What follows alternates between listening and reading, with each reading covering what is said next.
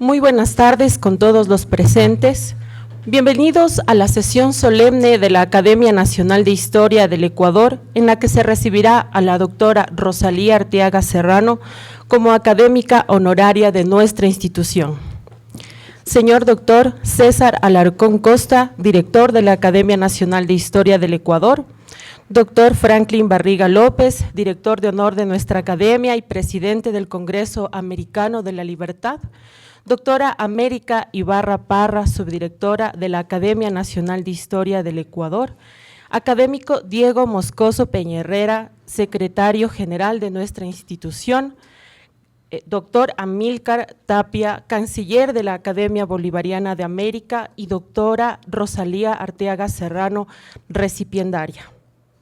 La sesión solemne se desarrollará con el siguiente orden del día. Primero, instalación de la sesión pública solemne por el señor director de la Academia, doctor César Alarcón Costa. Se instala la sesión solemne para dar la bienvenida a nuestra miembro honoraria, doctora Rosalía Arteaga Serrano. Gracias, doctor. Segundo, discurso de bienvenida a la nueva académica por el señor director de nuestra academia.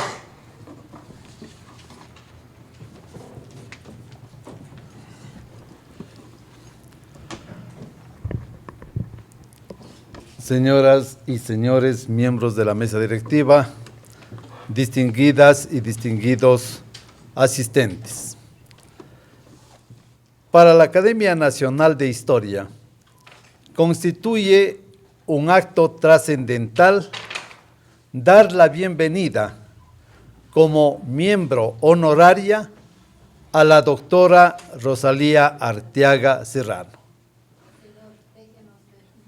Nuestra institución fue fundada en el año 1909 por el arzobispo de Quito, doctor Federico González Suárez.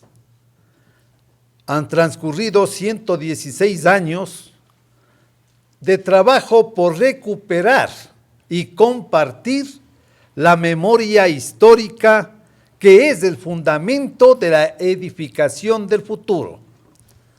Y en esa orientación es que incorporar como miembro honoraria a la única mujer ecuatoriana que ha llegado a la presidencia de la República, para nosotros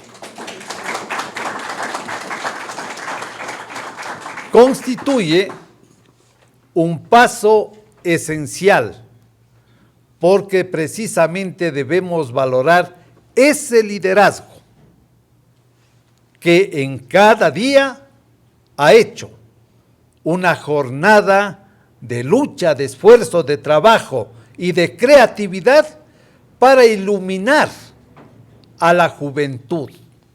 Dedicar la vida a la educación es sembrar en tierra fértil para despertar y proyectar la mentalidad optimista, emprendedora, creativa, innovadora.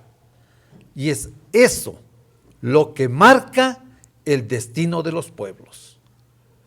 En la educación está la esencia del proyecto de desarrollo nacional.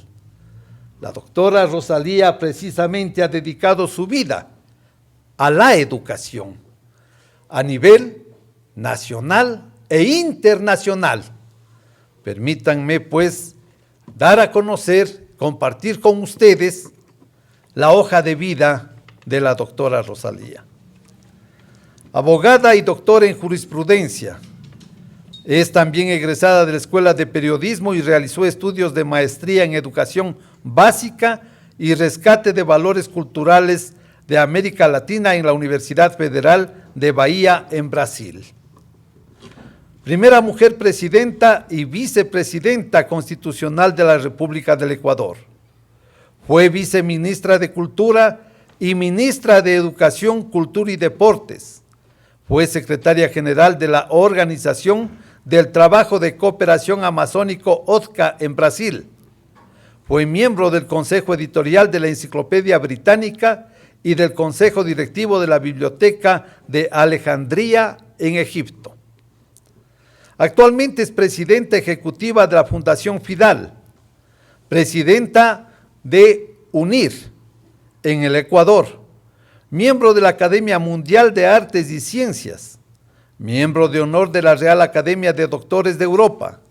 Es también asesora en educación de la Asociación Comercial China Norteamericana con sede en California, presidenta del Consejo Asesor CREAF, miembro del Consejo de Regencia de la Universidad de Otavalo y de la Universidad SEC del Ecuador y presidenta del Consejo Social Asesor de la Fundación Cofuturo, miembro del Consejo Asesor Externo del Instituto de Estudios Avanzados de las Américas de la Universidad de Miami, miembro del patronato del World Sustainable Development Forum, miembro del Consejo de Honor de la Universidad Camilo José Cela, miembro de Women Economic Forum Web, miembro de Unidas, Alemania, y de la Universidad Católica de Nueva España, miembro de honor de Green Cross, Reino Unido, miembro del Consejo Asesor de Global Thinkers Forum, miembro de la Junta de Directores de Alliance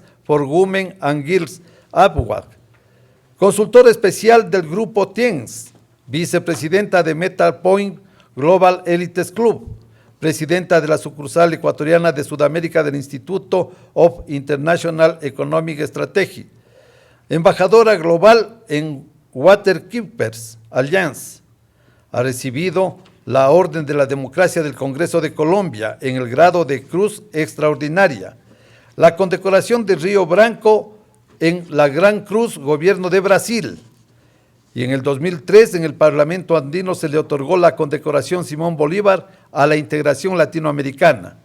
Así también ha sido acreedora de la más alta condecoración por parte de la Asamblea Legislativa del Estado de Goiás en Brasil, condecoración Castillo Azul, Tarija, Bolivia, condecoración José Peralta del Honorable Gobierno Provincial de la Azuay, condecoración Casa Castilla de la Mancha de Madrid, designación como ciudadana amazonense por la Asamblea Legislativa del Estado Amazonas, Brasil, y la Gran Cruz otorgada por la Noble Compañía de Bernardo de Galvez. En el 2016 fue nombrada Mujer Latinoamericana del Año. En el 2020 consta dentro de los 100 latinoamericanos más influyentes en el cambio climático. Reconocimiento de Pop Movement por su trabajo por el cambio climático con los jóvenes. Canciller honoraria de Tianxi College. Muy meritoria esa trayectoria y ese reconocimiento a nivel mundial, que eleva la autoestima de los y de las ecuatorianas. Es esto lo que debemos engrandecer todos los días. Sentirnos como patria orgullosos de una mujer de esa dimensión y de esa proyección. Para nosotros como academia es un honor recibirla ahora como miembro honoraria, y es esto lo que debemos sembrar hacia el futuro. Hacer de cada día una oportunidad para desafiar las dificultades y vencer los problemas, pero sobre todo para emprender, para que la mentalidad de la niñez y la juventud no se esclavice a las imágenes del celular como ahora estamos padeciendo, sino que la educación, que es esencialmente en base de la lectura, sea la que potencie la mentalidad de la juventud. Por eso debemos unirnos todos en este afán de liberar a nuestra niñez y a nuestra juventud para proyectarla y hacerla que cada uno se asuma la condición de protagonista y de líder de la edificación del porvenir. Por eso nuestro saludo a usted que ha dedicado su vida exactamente a esa tarea, liberar a la juventud, a la niñez, para hacer de ellos los líderes de la edificación del futuro ecuatoriano. Bienvenida, muchas gracias.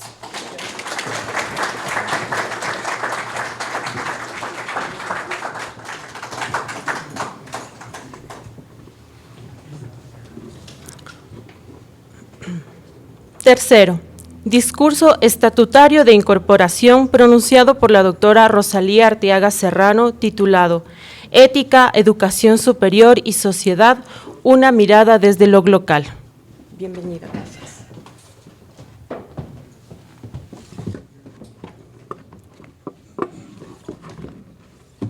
Buenas tardes a todos. Un saludo muy especial al director de la Academia de Historia del Ecuador, doctor César Alarcón Costa, a los distinguidos miembros de la Academia, al director de la Academia Bolivariana, a distinguidos amigos aquí presentes. Quiero resaltar la presencia de la ex ministra de Educación, Montserrat Kramer, también de distinguidos integrantes del Consejo de Asesoría a la Universidad Internacional de La Rioja, así como de destacados miembros de FIDAL, de Amigas Panamericanas, de mi hijo Pedro. Tal vez en el currículum había que añadir que soy madre orgullosa de 3 hijos y que tengo 7 nietos. Tengo la fortuna de tener una familia maravillosa, mis padres que todavía me acompañan y por supuesto mis hermanos. Y para dar cumplimiento a la petición de dirigir un discurso de orden, yo he escogido este tema que me parece sustancial en los actuales momentos. Se trata de ética, educación superior y sociedad, una mirada desde lo local. La evidencia de que vivimos en un mundo global, pese a que hay movimientos que pretenden desconocer la globalización, es tan contundente e impactante que es difícil rebatirla. Para ello podemos apelar a pruebas que parten desde los avances conseguidos por la ciencia, la tecnología, la innovación, que hacen posible el que un artefacto o innovación producido en un lugar del planeta sea conocido hasta en los más remotos lugares. La pandemia de coronavirus o COVID-19 es suficiente para demostrar las posibilidades tanto de extensión vertiginosa del virus como la evidencia de que las vacunas desarrolladas en diferentes lugares del planeta pueden ser distribuidas también de manera muy rápida, como en efecto lo fueron el celular que se fabrica en su última versión, la película que se filma en los estudios de Hollywood o de Bollywood, se distribuyen de forma paralela a los estrenos. La tecnología 3D o SG, de igual manera, se expanden con una velocidad increíble en los diversos lugares del globo. En otro ámbito, el de la comunicación, luego de la colocación en el espacio del satélite de comunicaciones El Pájaro Madrugador, las noticias vuelan, disfrutamos del partido de fútbol o de los encuentros de cualquier tipo en tiempo simultáneo, igual que nos afectan la transmisión de las guerras y de los desastres naturales. Y si de la economía se trata, el impacto de una quiebra o de un desastre económico se sentirán en cualquier otro lugar del planeta por la interrelación de las economías. Baste para ello mencionar lo que ocurrió con la burbuja inmobiliaria que afectó a la economía norteamericana por los años 2006, 2007, 2008, un bajón sin precedentes que se sintió como un remesón enorme en el gran país del norte. Al comienzo parecía un tema ligado solo a los asuntos internos de los Estados Unidos, como lo que ahora estamos viviendo, ¿no? Pero pronto la así denominada infección se extendió hacia Europa con consecuencias tremendas en economías como la española, la griega, la irlandesa, con repercusiones también en las economías de los países latinoamericanos y de otras partes del mundo, por causas tales como la interconexión de las economías y el monto de las remesas que los migrantes envían a sus respectivos hogares en los diferentes países en vías de desarrollo. Cuando hablamos de las implicaciones ambientales, sabemos de manera realista que la Tierra, a semejanza de un barco cuyo destino es inseparable, es un todo, lo que pone de manifiesto que si hay una afectación en un territorio determinado, los impactos pueden sentirse en otro totalmente alejado desde el punto de vista geográfico, pero que indudablemente forma un conjunto interconectado y dependiente, es parte del planeta. Podríamos abundar en ejemplos, pero es suficiente recordar lo que ocurre en nuestros territorios ecuatorianos y de otros países andinos, cuando el avance de la minería ilegal provoca catástrofes ambientales y sociales por el uso del mercurio que contamina los cursos de agua que nacen en los Andes. luego son transportados por las aguas al desembocar en otros, hasta llegar finalmente al Amazonas, al Brasil fundamentalmente, que vierte sus aguas, este río, en el Atlántico. Este mar, como lo conocemos todos, baña las costas de Europa y de los Estados Unidos de Norteamérica, con la consiguiente alarma para la Agencia de Protección Ambiental de los Estados Unidos, lo que hace que un problema producido en la región amazónica cause un impacto en otros países. Por poner un segundo ejemplo, podemos citar los antiguos experimentos con energía nuclear realizados por Francia en el atolón de Mururoa, en la Polinesia Francesa, con efectos graves en madres gestantes en localidades tan lejanas como la península de Santa Elena en Ecuador.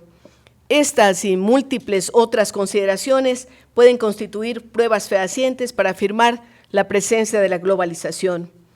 Por otro lado, en el mundo en el que nos encontramos, con tantos contrastes y desbalances, se hace necesario reafirmar el sentimiento de identidad que nos da fuerza y sentido como personas y como pueblos.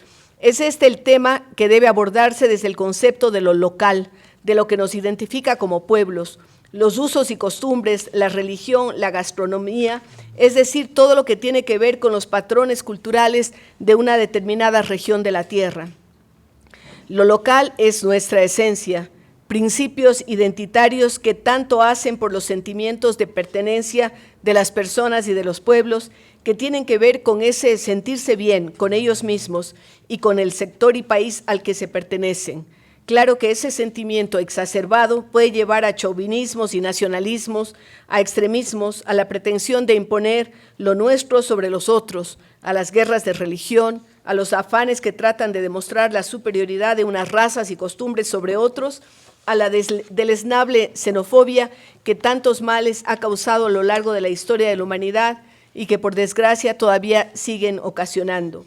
Parecería que lo global y lo local están en permanente pugna, que son términos irreconciliables, y así sucede en determinados momentos, pero considero necesario, y aquí está la tesis de mi propuesta, y pertinente, el unirlos en una especie de neologismo que ha sido ya usado desde hace algunas décadas y que tiene que ver con la realidad en la que vivimos, pero también con la necesidad de crear nuevos conceptos, nuevos enfoques que nos ayuden a darle un sentido a la vida en el planeta, y en ello nos ayuda el concepto de lo local, como una forma de concebir al planeta, aprovechando lo que de maravilloso tiene el mundo global, con la oportunidad de aportar soluciones como la que enfrentamos hace poco frente a una pandemia, que dependen mucho en sus soluciones de lo que la ciencia, los equipos multidisciplinarios ubicados en sitios diversos del globo puedan aportar, pero que también debe respetar las identidades locales, la diversidad que nos enriquece como raza humana.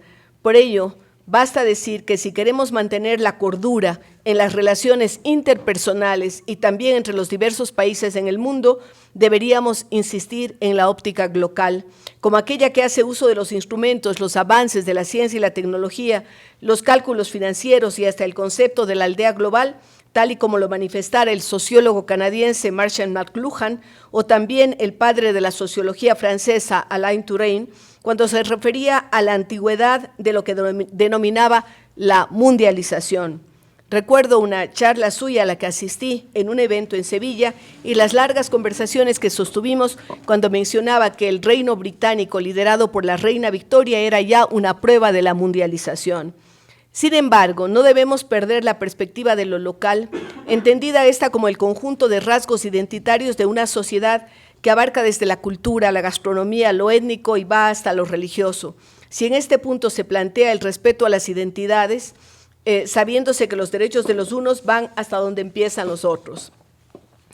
Frente a esto, puedo aventurar que los viejos planteamientos del derecho natural, que serían los que nos rigen inclusive hasta los tiempos actuales, y que están basados en la razón humana, de acuerdo a clases impartidas por el profesor Pedro Córdoba, que con tanto entusiasmo nos hablaba sobre estos conceptos en las aulas universitarias y que sabemos que sirven como piedras angulares a las grandes religiones, como los principios que constan en sus textos sagrados, no ha pasado de moda y deberían volver a actualizarse para ayudar a conseguir el norte de sociedades complejas y en permanente riesgo como las actuales, aquello de honeste vivere, alterum non laedere, sum quoque tribore, las frases latinas para expresar el vivir honestamente, no dañar a otro, dar a cada uno lo que le corresponde, suenan bien, aunque las interpretaciones quedan siempre al libre albedrío de quien las aplica.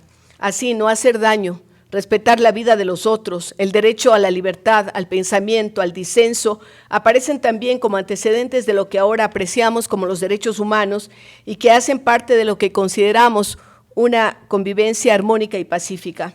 Estos derechos humanos que tienen su origen en los planteamientos que trajo a colación la Revolución Francesa bajo los principios de libertad, igualdad y fraternidad, que luego fueron trabajados después de las dos conflagraciones mundiales bajo el impulso de una extraordinaria mujer, Eleanor Roosevelt, quien primero presionó al gobierno de los Estados Unidos, a su marido, ¿no?, para unirse a la Organización de las Naciones Unidas y luego, en calidad de delegada de su país, se transformó en la primera presidenta de la Comisión de Derechos Humanos de las Naciones Unidas, siendo la impulsora fundamental de la redacción de la Declaración Universal de los Derechos Humanos.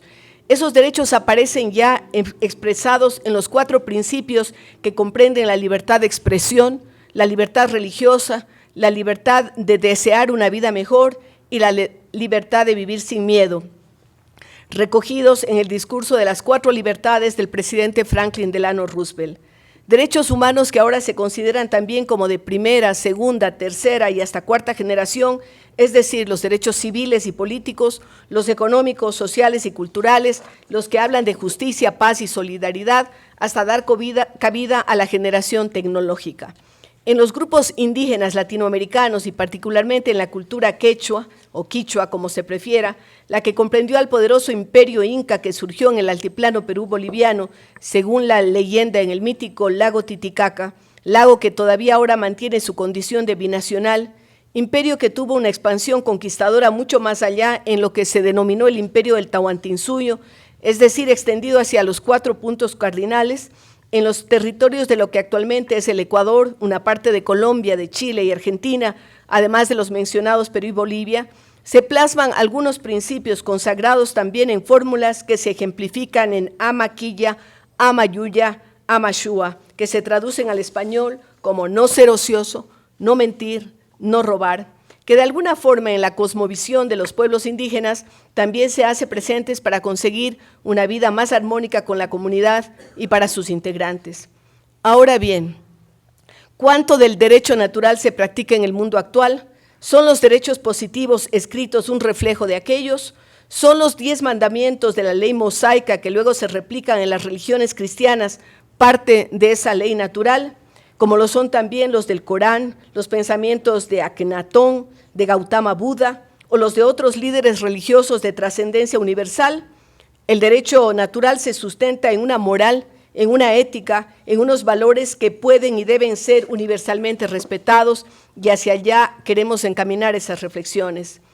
El planeta se vuelve más pequeño conforme avanzan las comunicaciones, las distancias se acortan por la existencia de medios y artilugios de viaje que nos colocan en la posibilidad de desplazarnos más rápidamente de lo que habíamos imaginado. El mundo cuenta con más habitantes que en ninguna otra época de su historia, con la preocupación de que la vieja fórmula malthusiana resucite y se haga presente, así como también las tremendas desigualdades y asimetrías persisten.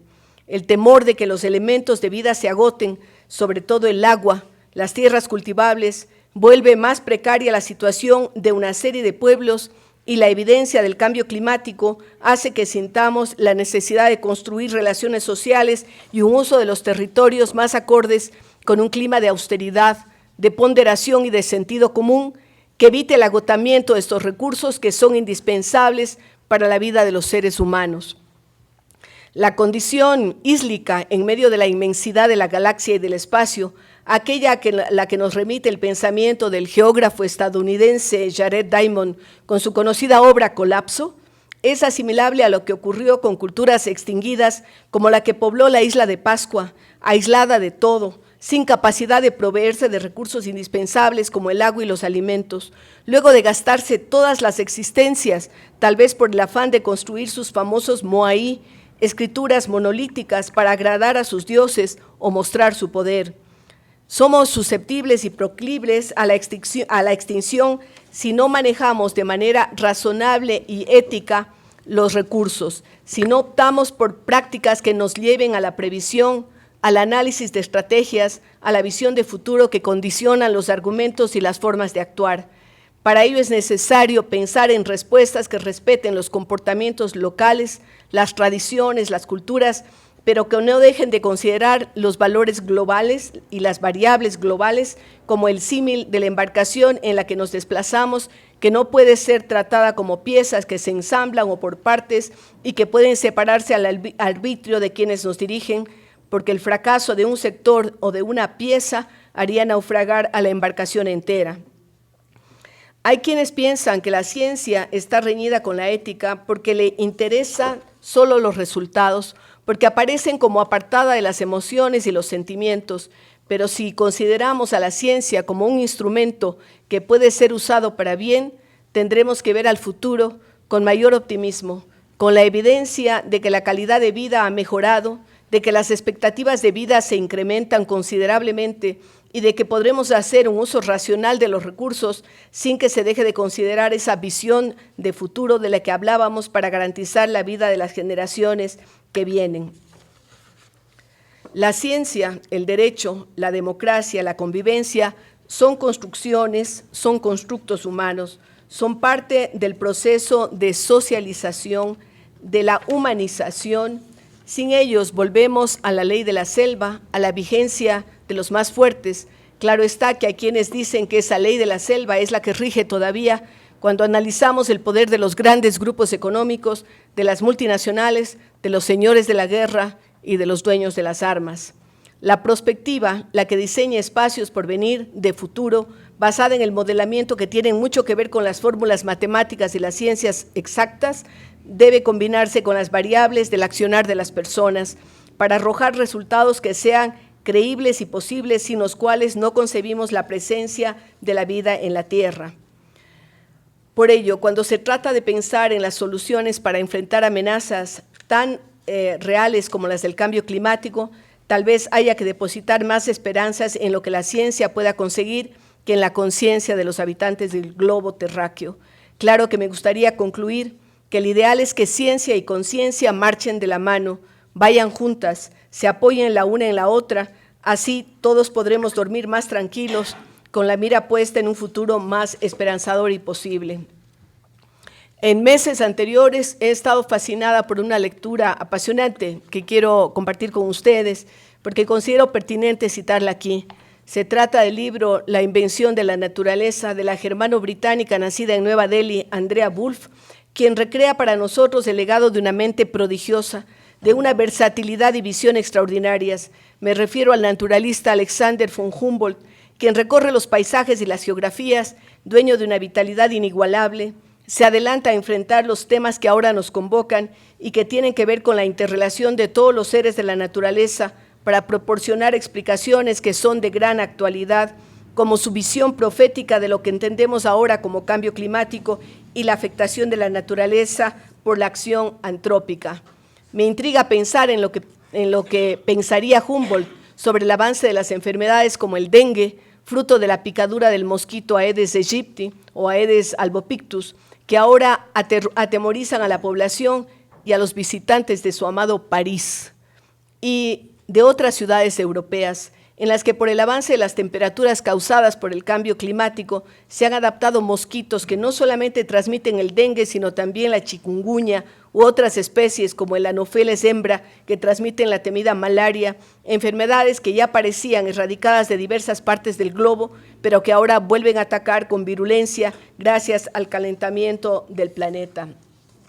Los estudios de Humboldt sirven de inspiración y de mapa guía a personajes con los que nos hemos familiarizado, como Darwin, Thoreau, Muir, Perkins, Marsh, de Ernest Haeckel, pero también tocó las vidas de Simón Bolívar, de Jefferson, interactuó y se nutrieron mutuamente con gigantes como Goethe.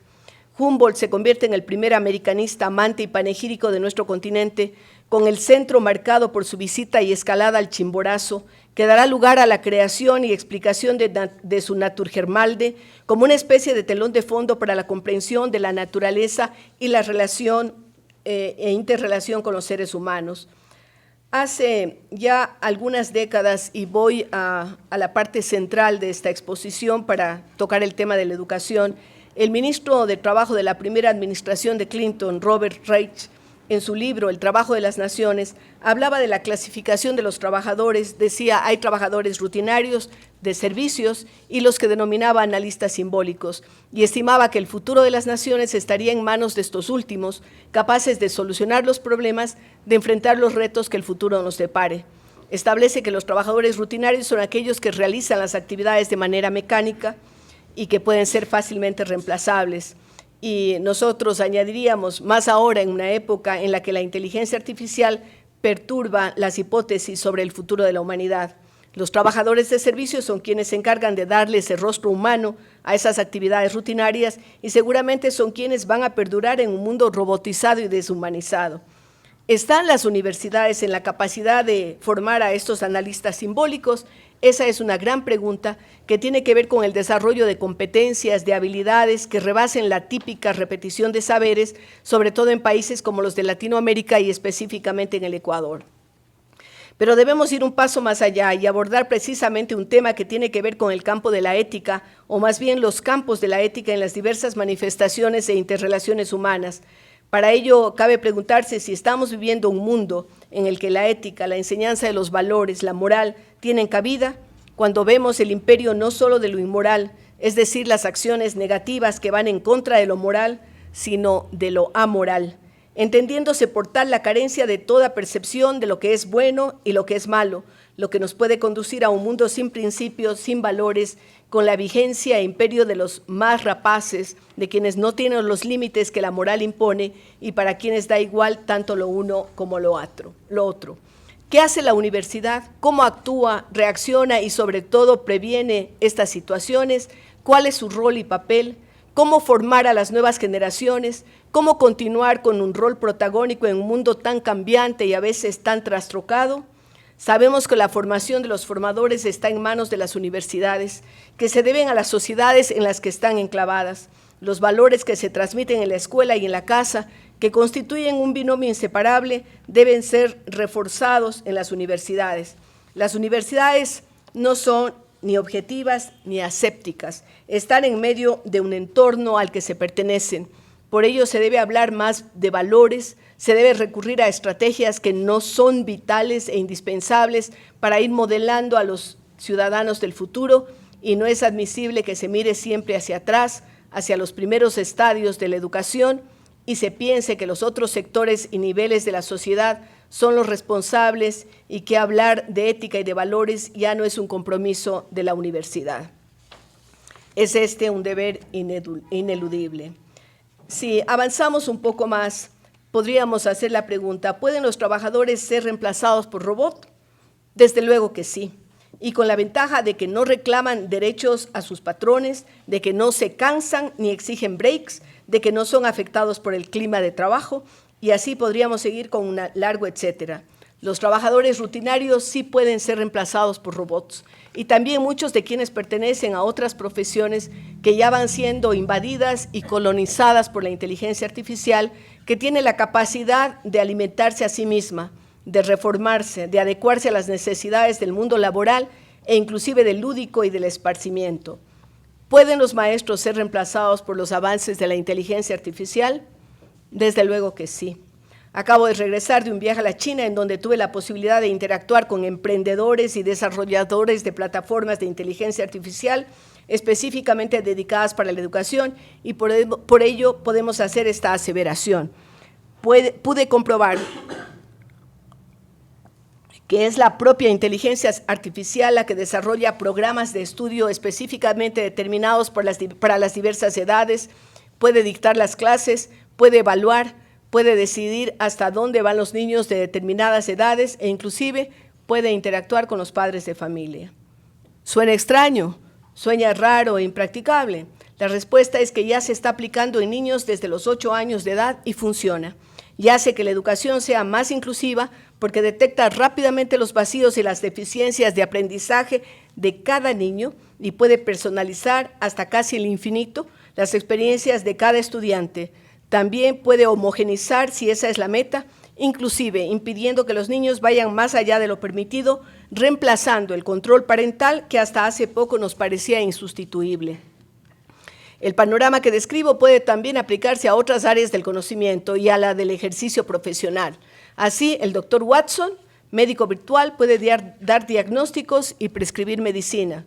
El doctor Watson, abogado virtual que creó IBM, puede ser el asesor de quienes consultan sus litigios y pendencias y puede asesorar con perfecto conocimiento de códigos, ordenanzas, normativa legal a quienes requieren de sus servicios. Los ancianos y personas con dolencias que les recluyen en sus casas tienen ya la compañía que les puede proveer una Alexa, que alivia sus soledades, aparatito que se puede conseguir por menos de $50 y que ya se encuentra en muchos hogares de nuestro medio, para recordar a las personas a qué hora deben tomar sus medicinas, les provee de la música que quieren al solo comando de la voz y se vuelven indispensables en determinados entornos. No vamos a mencionar todo el cúmulo de profesiones que corren riesgo de desaparecer y que ya han empezado a experimentar la competencia de las máquinas. Si no, preguntémosles a los traductores, a los camarógrafos, a las secretarias, a los elaboradores de guiones, cómo se presenta el mercado laboral. Recuerden que hace poco hubo una huelga de guionistas en Hollywood, ¿no? Porque lo están reemplazando con inteligencia artificial. Especialmente esto se lo siente en los países en los que el desarrollo, el alcance y la disponibilidad de los elementos tecnológicos es más avanzado y generalizado.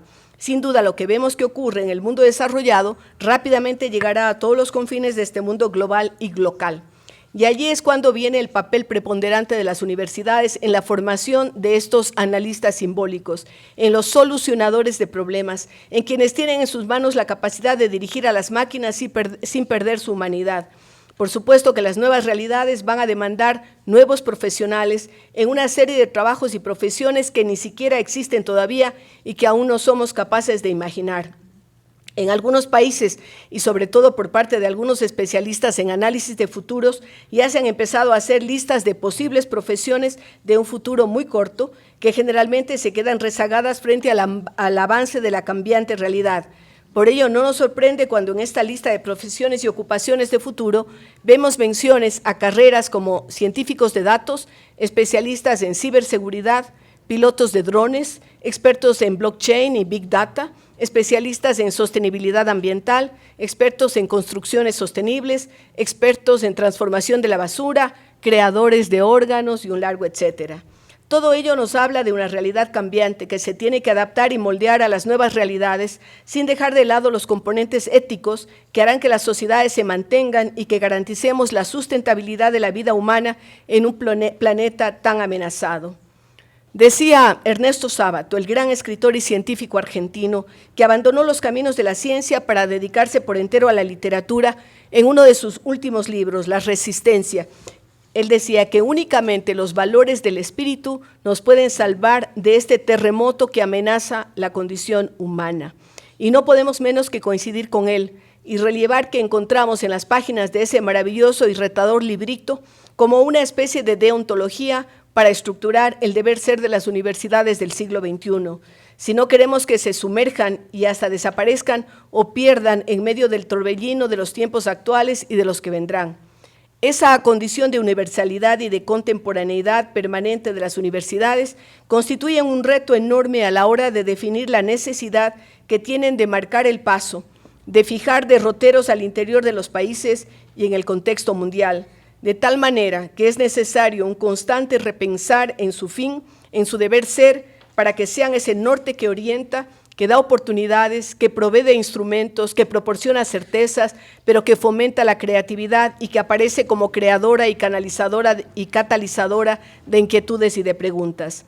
Es en este sentido que vuelvo al inicio de este escrito, a la necesidad de aportar con una mirada global a una visión de universidad y de sociedad, algo que parece complejo y hasta utópico, pero que si miramos con cuidado en nuestro derredor, seguramente vamos a encontrar múltiples ejemplos de cómo proceder, de qué hacer, de cuáles son los parámetros a seguir. En estas palabras finales, quiero llamar su atención hacia un ejemplo común, interesante pero no único, en relación con la presencia de en nuestra sociedad de comunidades que se esmeran en mantener su identidad sin renunciar ni sacrificar su espíritu emprendedor, andariego, de utilización de nuevas tecnologías.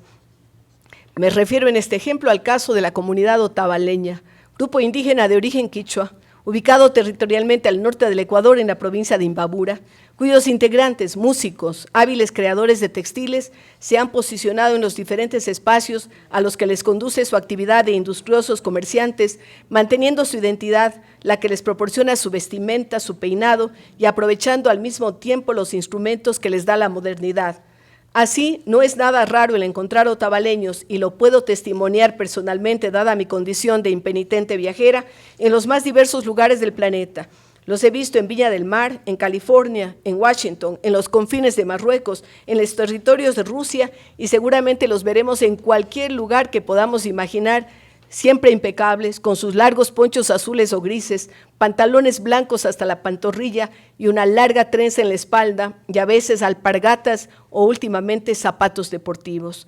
Las mujeres suelen vestir con faldas largas tejidas, generalmente negras, blusas blancas, bordadas con diversos colores, así como chales y collares rojos o dorados. No pierden su identidad, su sentido de lo local, pero viajan en aviones, utilizan laptops en su trabajo, celulares de última generación. Podríamos decir que los otavaleños son un símbolo de lo que la percepción de lo local puede conseguir. Son permeables a los cambios en lo que de positivo tienen. Actualmente conozco, por ejemplo, que se gesta una organización de jóvenes científicos indígenas para utilizar los avances de la ciencia en beneficio de su pueblo, pero no vacilan en demostrar que su cultura sigue siendo importante para ellos. Lo local es una aproximación de dimensión humana, permite mantener las especificidades y las diferencias sin que éstas constituyan obstáculos para ser parte de esa globalidad y de esos avances que como individuos de la raza humana tenemos. Lo local puede ayudarnos a mantener la dimensión humana, la cordura, a converger en la búsqueda de soluciones comunes, con atención a las particularidades, puede dar a la universidad esa nueva dimensión ética como elemento fundamental de las sociedades. Quiero terminar estas palabras agradeciendo a la Academia el que me inviten a ser miembro honoraria de esta importantísima, histórica institución, y también quería cumplir con el compromiso que ustedes me pidieron de presentar una tesis que me haga acreedora precisamente a este ingreso. Señoras y señores.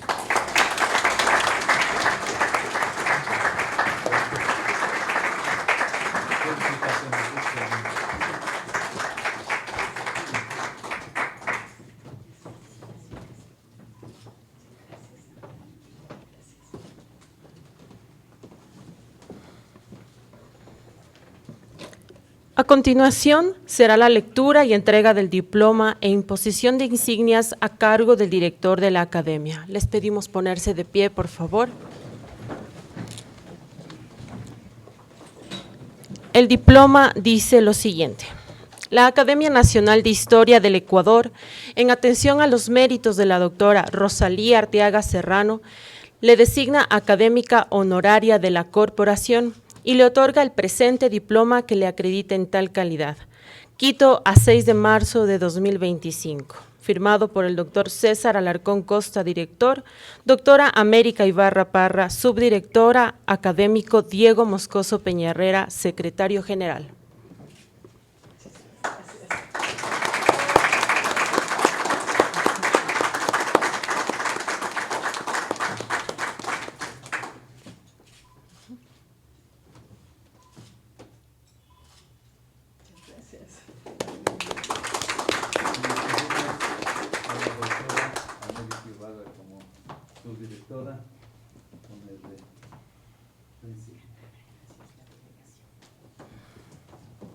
Bienvenida, Torres, a la Centenaria Academia de Historia. Muy complacida de colocar la insignia.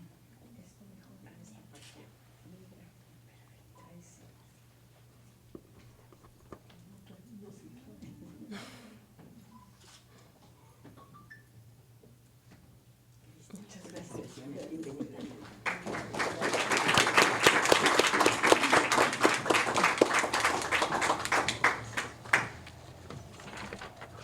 A continuación, la clausura de la sesión a cargo del señor director.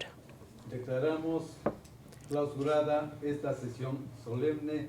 Muchísimas gracias por su presencia y en forma inmediata les invitamos a un vino de honor.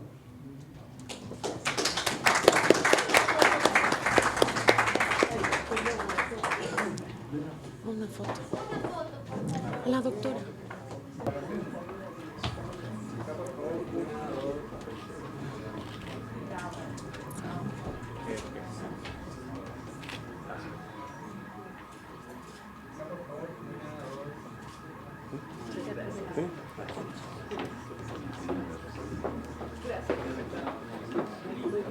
Para mí es muy gran honor. Estoy muy honrada.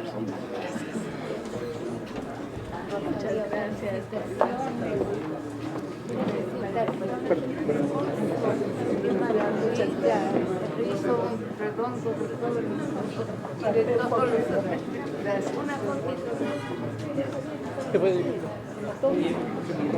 Estaba rogando que me inspirara.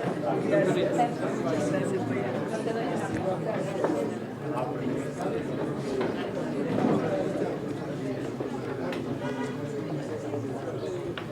Pasemos, por favor. Pasemos.